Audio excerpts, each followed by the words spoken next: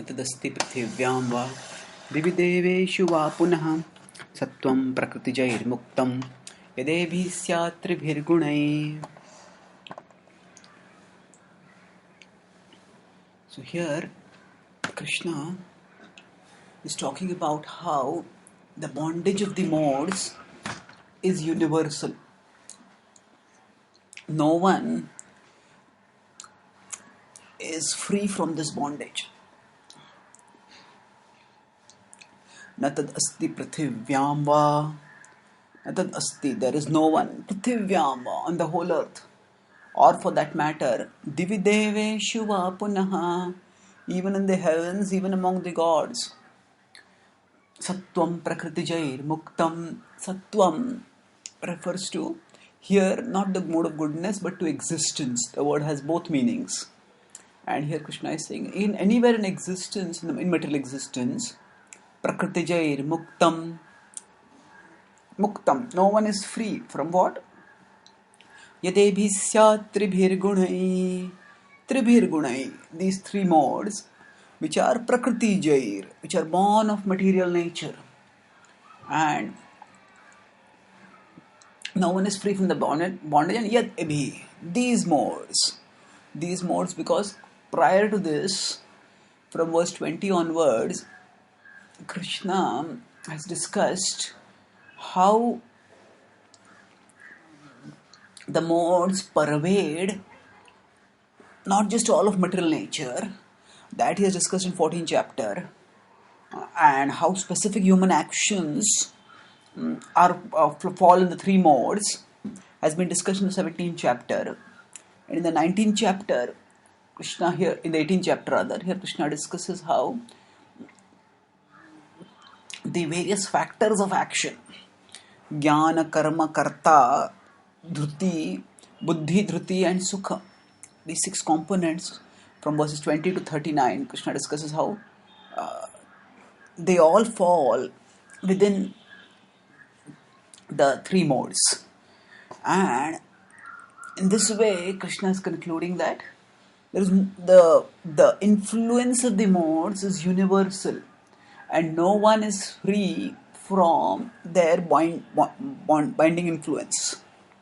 Now, what is the implication of this?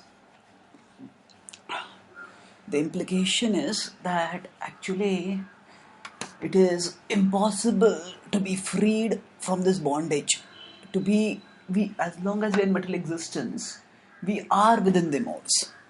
So by understanding the universality, we understand the gravity. Now, just if a disease is there all over the world, then we understand it's a big disease. It's now Ebola, for example, in recent times, is there in Africa. That's a bad problem. But from there, if it spreads everywhere, then it becomes an even more alarming problem. So here Krishna is saying that all of material existence is pervaded by the infection of the modes. And this is sobering analysis of the extent of the influence of the modes will be used by Krishna as a launching pad for discussing the process by which we can transcend the modes. So, from the next verse, from 41st onwards, where Krishna talks about Varnashram, and within that, Bhagavad Arpit Karma Yoga. He talks about Karma Yoga, then Jnana Yoga, then Bhakti Yoga. He talks about ladder. And then, in 18.56,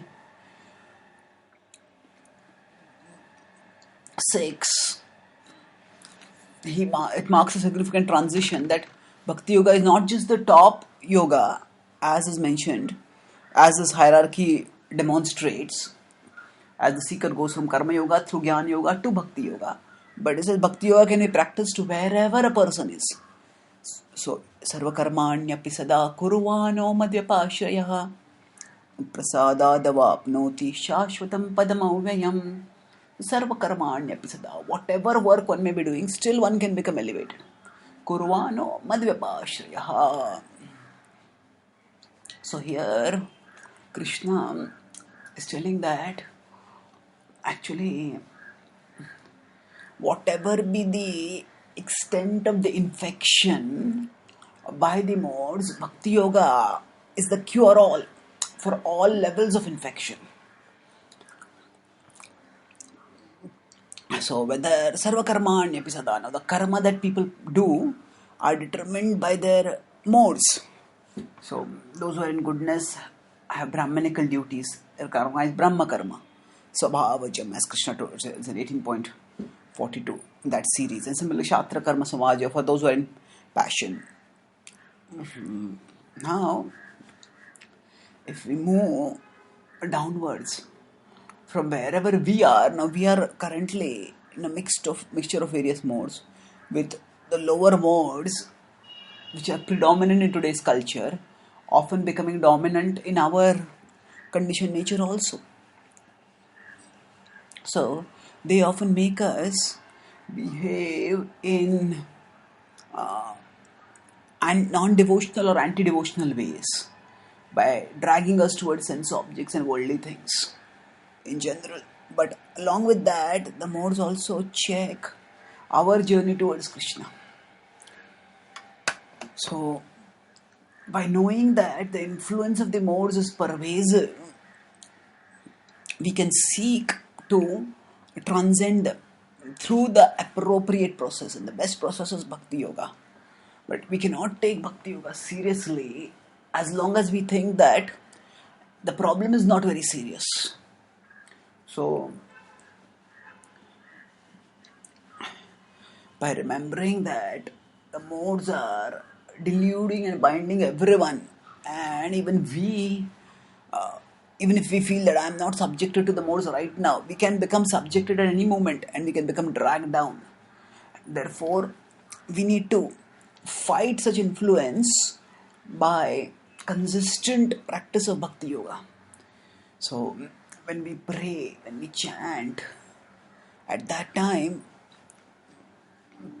remembering that our perceptions of Krishna and Bhakti Yoga are often distorted by our conditionings. So, remembering that when we don't feel like chanting, when we don't feel like doing bhakti, at that time if you remember, these feelings are coming because of the modes. And if I just persevere in connecting with Krishna, the infection of the modes will subside, and the natural attraction of the soul, of my soul for Krishna will manifest. So this understanding enables us to march steadily on our devotional journey, even when our feelings are leading us away or holding us back.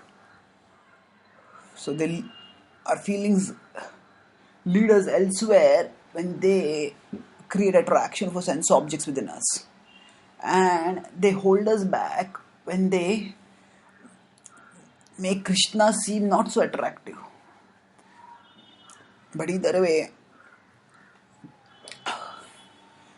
instead of feeling resentful, why am I not feeling devotional, we should think that yes, actually this is the proof that the mode's bondage is there, and if I just keep persevering, then I'll also get the demonstration, the empirical confirmation that the practice of Krishna Bhakti does transcend the influence of the modes, and my feelings change. With the same apathy what was there towards Krishna and Krishna Bhakti some time ago, we had come from the modes, will go if I persist in practicing Bhakti consistently. And that will demonstrate to us the illusoriness of the perceptions created by the modes, and the reality and the potency of Bhakti in delivering higher illumination and higher taste. So chanting is an opportunity for us to break free from this bondage that universally binds all living beings in material existence.